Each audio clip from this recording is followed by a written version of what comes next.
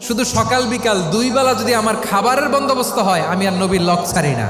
আমার আনসার সাহাবারা ক্ষেত খামারের কাজ করতো, আমার মুহাজির সাহাবারা ব্যবসা করতো, আর আমি নবীর সাথে সাথে থাকতাম। 5374টা হাদিস তিনি বর্ণনা করেছেন।